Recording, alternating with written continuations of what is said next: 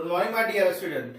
बेटा last lecture में हम लोगों ने नट्स इक्वेशन को ड्राइव किया था, उसके फॉर्मूले निकाले थे। ठीक है, वो फॉर्मूले बहुत ही इंपॉर्टेंट है बेटा। जो है आप लोग उनको फॉर्मूलों को तरीके से याद करो, तरीके से लिखो। और मेरे हिसाब से बेटा आप लोग ऐसा करो, एक पतली सी कॉपी बना लो जिसमें सारे फॉर्मूले होने चाहिए। ठीक है, सॉलिड स्टेट से लगा के पूरी जो फिजिकल केमिस्ट्री है और ऑर्गेनिक की जो नेम रिएक्शंस है आप लोगों को बेटा, उनको भी आप उनकी मैकेनिज्म के साथ साथ एक कॉपी छोटी सी पतली सी बना लोगे तो बहुत ही आसानी रहेगी आपको उस चीज को स्टडी करने में। ठीक है, मेरे हिसाब से बना लो, नहीं तो आपका नोट्स ही पर्याप्त है, लेकिन अगर आप ऐसा करोगे तो आपको ही प्रॉफिट होगा। ठीक है, और एक बात और बेटा, कभी बैकलॉग होने मत दिया करो। मतलब कि जैसे आपने एक वीडियो देखी, एक वीडियो देखने के बाद 2-3 वीडियो जो है वो आपके बैकलॉग इकट्ठा हो गई साथ साथ में, और आप क्या कर रहे हो, आप उनको देखते हो दिन में या सब दिन में। ऐसा मत करो, रोज के रोज वीडियो फिनिश करो, होमवर्क जो दिया जाता है उसको करो, तरीके से परफॉर्म करोगे तभी आपके अच्छे मार्क्स आएंगे बेटा। ठीक है ना। अब आपके दिमाग में ये नहीं होना चाहिए कि भाई अब हम कर लेंगे, अब टाइम नहीं है बेटा आप लोगों के पास। ठीक है, प्रैक्टिकल जो है, और प्रैक्टिकल तो खैर नहीं हो रहे, लेकिन आपको फाइल वगैरह सब आपने प्रिपेयर कर ली होगी मेरे हिसाब से। ठीक है, तो क्या करना है बेटा बोलो।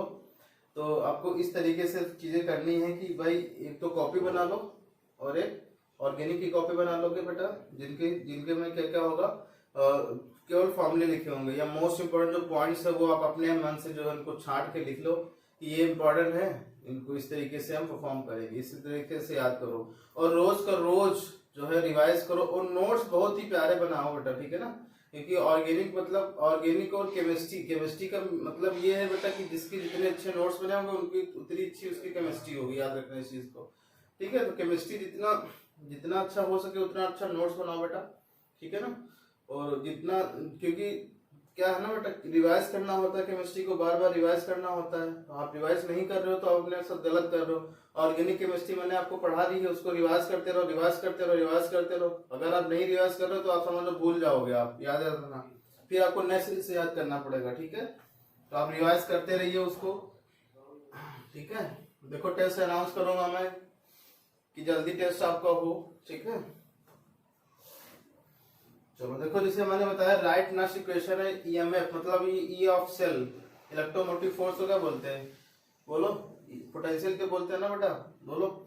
E of cell at 298 kelvin of the following cell. ठीक है, फॉलोइंग सेल को क्या करना है, इक्वेशन राइट आउट करनी है और उसके बाद हमको ई ऑफ सेल निकालना है। ठीक है बेटा, चलिए पहला क्वेश्चन है,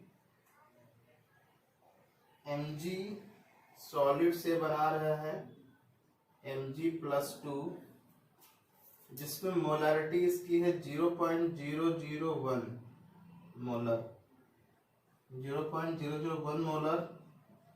फिर कॉपर है, कॉपर+2 0.0001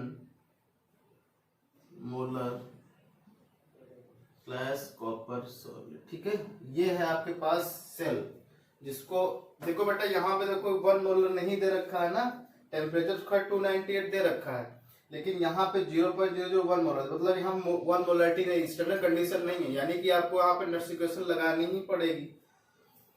ठीक है, तो आप लोग को इलेक्ट्रोकेमिकल सीरीज में लेकर 12 सरदार का नाम तो याद ही होगा बेटा।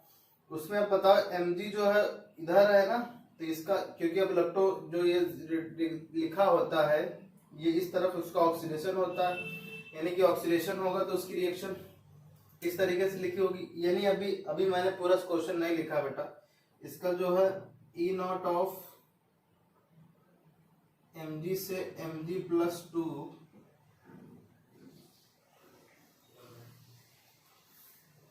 Mg से Mg+2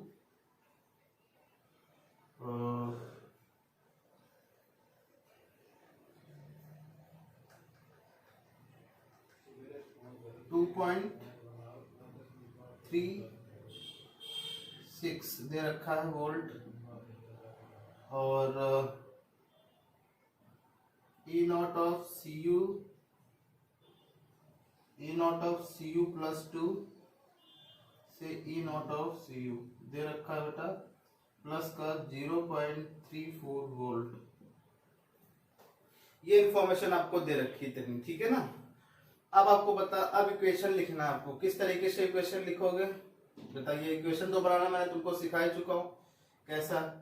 ऑक्सीडेशन इक्वेशन क्या होगी बेटा, जो राइट हैंड साइड होगी वो ऑक्सीडेशन इक्वेशन होगी। क्या होगा, Mg सॉलिड से क्या बना रहे हो आप, Mg+2, ठीक है, Mg+2 इलेक्ट्रॉन यहाँ पे।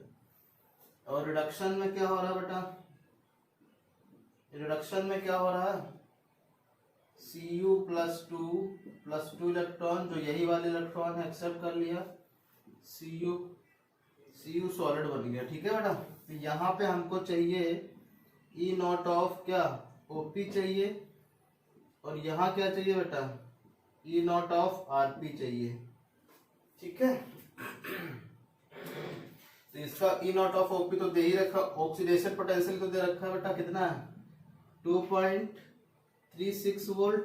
और इसका किसका चाहिए बोलो, इसका भी रिडक्शन पोटेंशियल दे रखा, देख लो रिडक्शन पोटेंशियल ही है 0.34 वोल्ट, ठीक है। ये इक्वेशन है। अब इक्वेशन को राइट डाउन कर लो, क्या होगा बेटा बोलो। ये आ जाएगा Mg सॉलिड प्लस Cu+2, ये तो 2 इलेक्ट्रॉन तो कैंसिल हो गए, मतलब n का मान, क्योंकि ट्रांसफर तो 2 ही इलेक्ट्रॉन हो रहा है बेटा, स्मॉल n का मान हो गया 2। तो यहाँ पे आ जाएगा क्या बेटा, Mg+2 प्लस Cu सॉलिड, ठीक है ना। ये चीजें आ गई। अब इक्वेशन आपके पास ये आ गई है, ठीक है। अब इक्वेशन जो आ गई है बेटा, अब कहाँ रखोगे, नट्स इक्वेशन में रखो।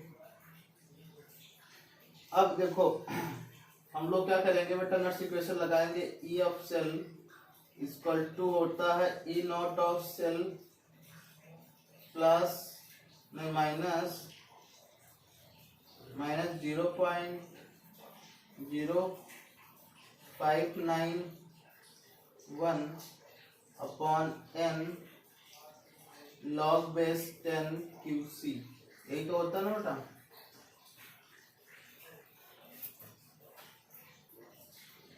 हाँ, 0.0591 log QC, ठीक है। अब आपको क्या करना है, सबके मान रख देना, और E0 ऑफ सेल तो यहीं से निकाल लोगे बेटा, कितना आ जाएगा बोलिए, दोनों को जोड़ दोगे कितना आ जाएगा,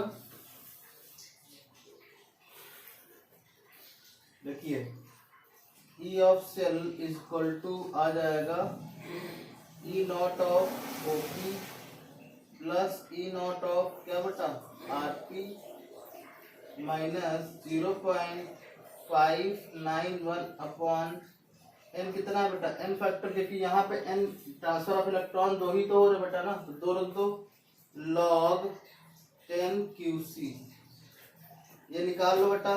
E of cell is equal to OP कितना है, OP 2.36 है, प्लस OP कितना है 0.34 minus 0.591 upon 2 log base 10 QC, ये जोड़ोगे तो ये कितना आ जाएगा बेटा 2.7 आ जाएगा, 2.7 आ जाएगा, minus 0.591 upon 2 log base 10 QC। अब बेटा QC निकालने में थोड़ा सा दिमाग लगाना पड़ेगा। QC देखो बेटा कैसे निकलेगा। अब QC होता क्या है, QC एक रिएक्शन कॉन्स्टेंट होता है, जहां पे हम लोगों ने कहा बताया था बेटा, बताओ, हमने बताया था आप लोगों को केमिकल इक्वेशन में QC का मान, केमिकल इक्विलिब्रियम में। अब रिएक्शन जैसे ये लिखिए बेटा, Mg सॉलिड प्लस Cu+2, ठीक है बेटा, gives Mg+2 plus Cu solid, ये इक्वेशन है बेटा। अब QC क्या होता है, और होता तो Kc है, बट QC को Kc का इक्विलिब्रियम कंडीशन होती है, लेकिन QC रिएक्शन कोएफिशिएंट होता है, जिसको हम कहीं भी किसी भी रिएक्शन में लिख सकते हैं। तो देखो किसका लिखोगे, concentration of Mg+2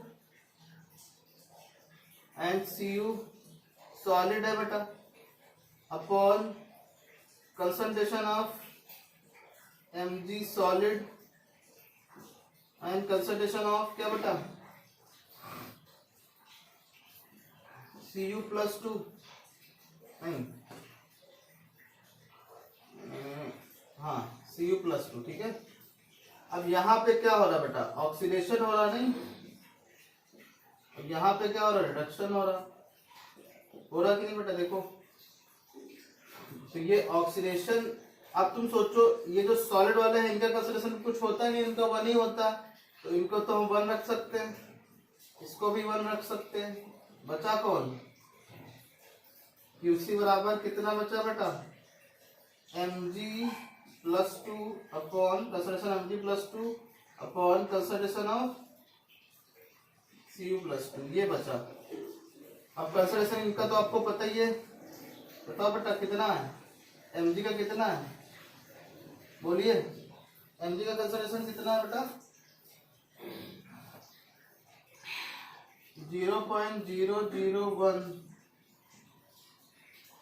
upon Cu का है 0.0001 ये, तो एक जीरो यहाँ बढ़ाओ ये हटा दो तो 10 आ गया बेटा 1 2 3 4 1 2 3 4 10 आ गया, 10 आ गया कि नहीं आ गया।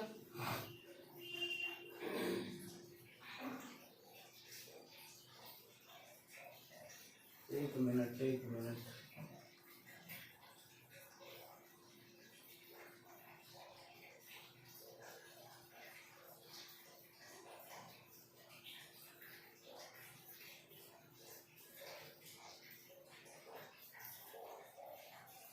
ये सही लिखा बेटा इक्वेशन जी ऑक्सीडेशन एमजी के ऊपर रहेगा। तो यहाँ पे क्यूसी का मान यहाँ पर रखो बेटा 10, ये कितना आ जाएगा E of cell equal to 2.7 minus 5, ये 0 है बेटा, ये 0 है याद रखना।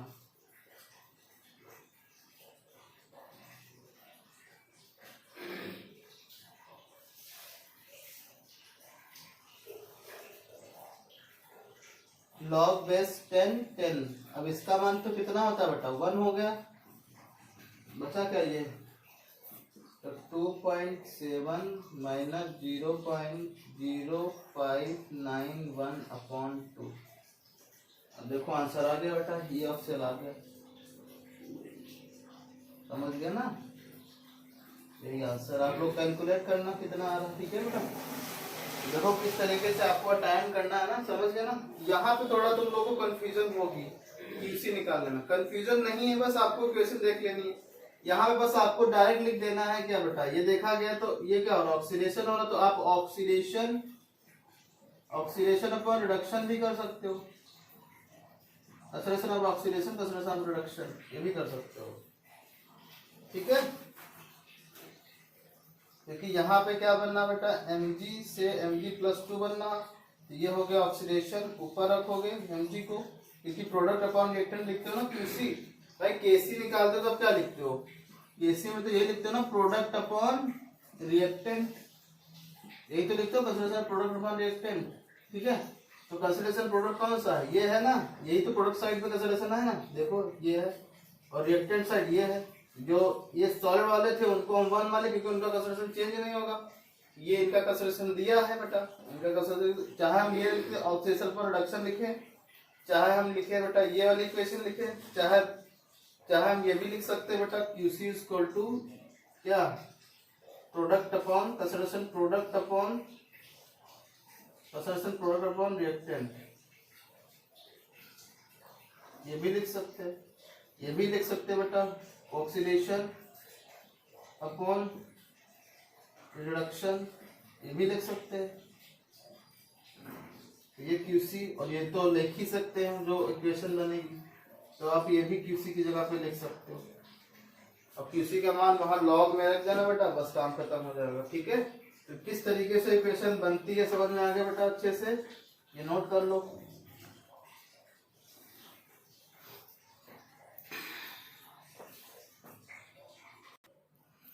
चलिए बेटा ये क्वेश्चन को अपने मन से पहले अटेम्प्ट करिए, ठीक है, फिर मुझे बताइए कि भाई कितना आंसर आ रहा। देखो थोड़ा सा इसमें डिफरेंस आपको लगेगा, यहाँ पे हाइड्रोजन गैस का प्रेशर भी दे रखा है, तो किस तरीके से प्रेशर को अटेम्प्ट करते हैं उसी प्रॉब्लम में देख लो पहले। तो देखिए पहले क्या करोगे, आप इक्वेशन बनानी है।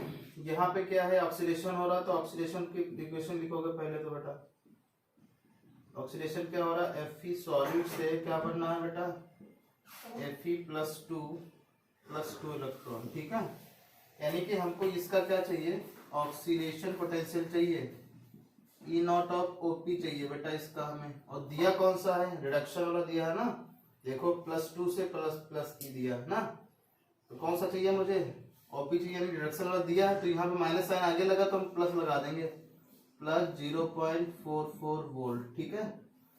अब आ जाओ कौन सा रिडक्शन हो रहा है, रिडक्शन कौन सा बेटा, हाइड्रोजन से क्या बन रही है, हाइड्रोजन गैस बन रही है ना, हाइड्रोजन से क्या बन रही है, हाइड्रोजन गैस बन रही है, ठीक है।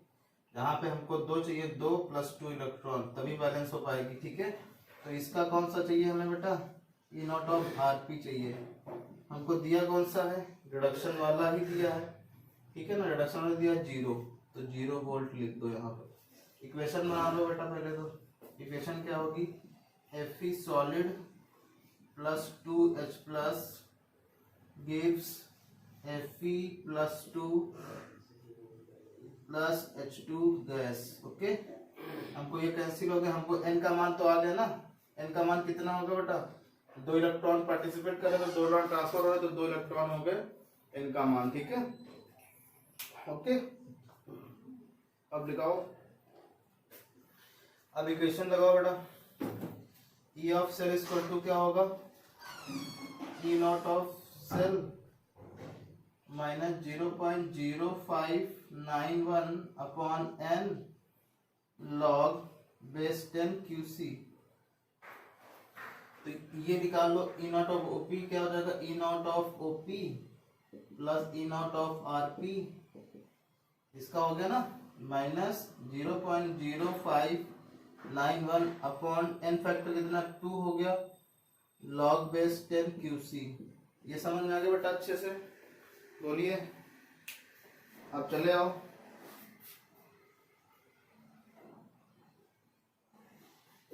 क्या है, E of cell equal to OP का मान कितना बेटा, OP का मान है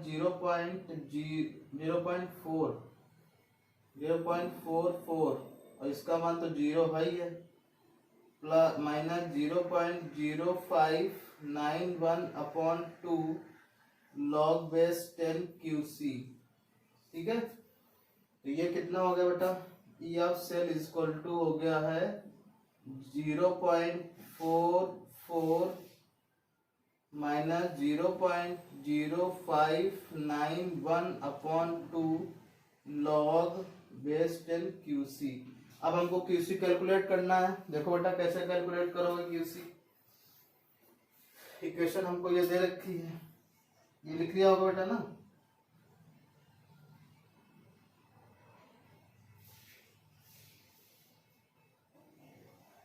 QC निकाल लो बेटा। इक्वेशन हम लोग यहाँ लिख रहे हैं, पहले इक्वेशन क्या है, इक्वेशन है Fe सॉलिड से +2H+ gives Fe +2 +2G, ठीक है, ये इक्वेशन है। तो QC क्या होगा बेटा बताइए, QC ये होगा, प्रोडक्ट कौन सा है बेटा, Fe +2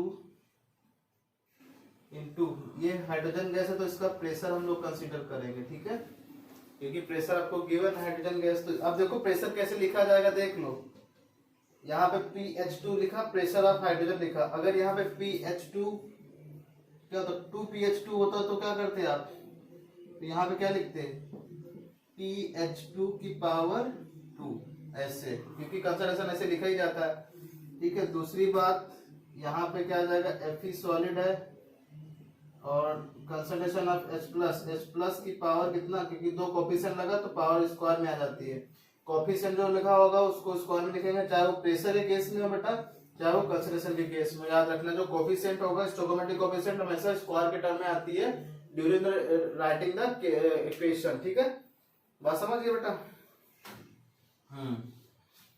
अब देखो, अब यहाँ पे QC निकाल लो बेटा।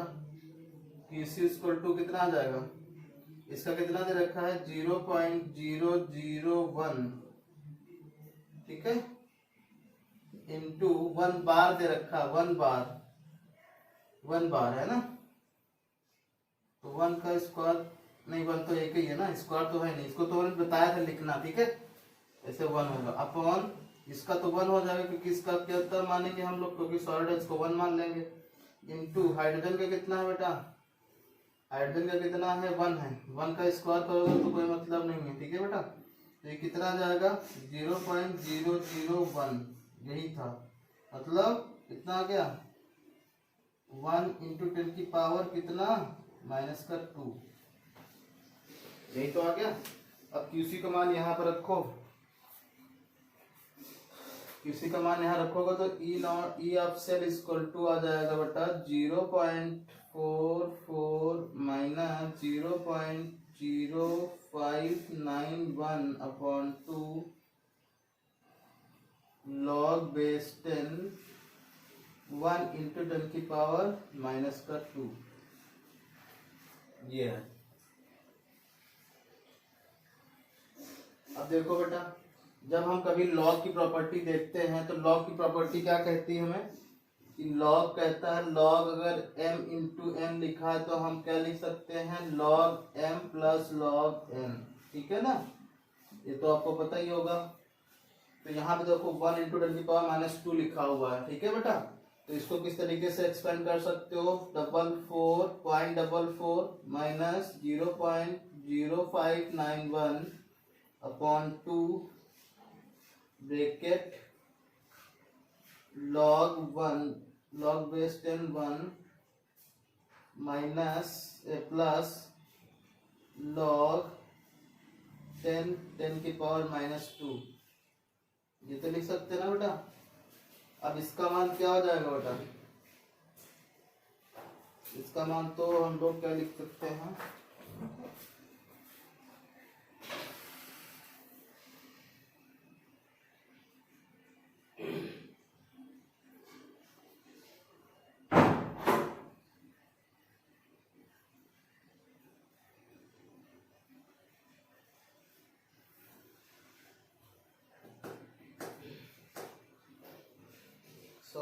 सॉरी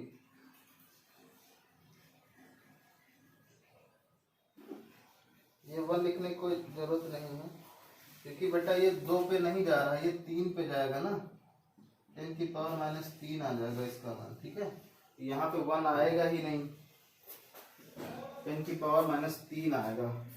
ठीक है, यहाँ पे क्या आएगा बेटा,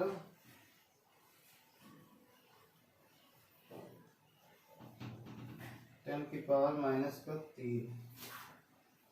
अब बताओ 0.44 माइनस 0.0591 अपॉन 2 इंटू कितना हो जाएगा, ये माइनस का इधर आ जाएगा बेटा, इंटू -3 log बेस 10, इसका मान कितना हो गया 1, ये माइनस प्लस हो जाएगा 0.44 प्लस 0.0591 अपॉन 2 इंटू 3, ये माइनस होकर मल्टीप्लाई होगा, यही क्या है बेटा, ई ऑफ सेल है।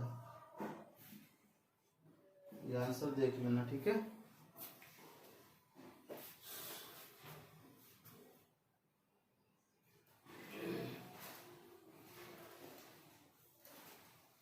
ठीक है, ये इस तरीके से आंसर लिख सकते हो आप, और चाहे तो आप एक्सपेंड करके इसको मल्टीप्लाई करके गुणा करके जोड़ करके लिख सकते हो। ठीक है बेटा, तो ये प्रॉब्लम थी जिससे हम लोग क्या कर पाए हैं, अच्छे से सीख पाए हैं। तो प्रेशर अगर आपको कहीं दिया हो बेटा तो आपको प्रेशर को किस तरीके से लिखना है, बस ये याद रखना कि P.PH2 लिखना है।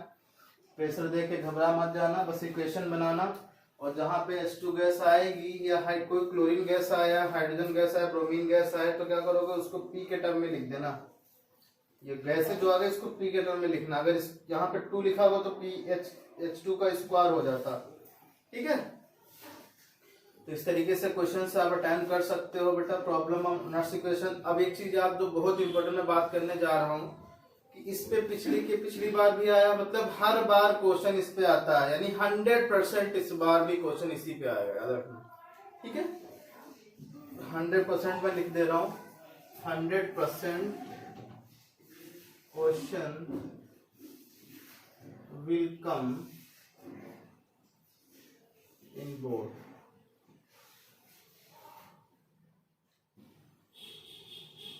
ठीक है, याद रखना 100% क्वेश्चन आएगा इस पे याद। ठीक है, तो ये क्वेश्चन आपको सारे टाइम करने, किस तरीके से कोई डाउट हो तो पूछिए हमको। ठीक है, तभी समझ में आएगी भाई किस तरह से हमको चीजें क्लियर हुई हैं। ठीक है, अब इसके बाद हम इस टॉपिक पे कोई लेक्चर नहीं लेंगे, हम अब नेक्स्ट लेक्चर में स्टार्ट करेंगे इलेक्ट्रोलाइसिस। ठीक है ना, इलेक्ट्रोलाइसिस क्या होता है। ठीक है, इलेक्ट्रोलाइसिस हम स्टार्ट करने जा रहे हैं, और उसकी सहायता से हम लोग बहुत सारी चीजें सीखेंगे कि भाई एनोड और कैथोड पे क्या क्या बनती हैं चीजें। ठीक है बेटा, इलेक्ट्रोलाइसिस सीखने के बाद फिर हम लास्ट टॉपिक पढ़ाएंगे कंडक्टेंस ऑफ सॉल्यूशन। ठीक है, थोड़ा सा, यानी कि इस वीक में ऑलमोस्ट चैप्टर खत्म हो जाएगा। ठीक है, थैंक यू।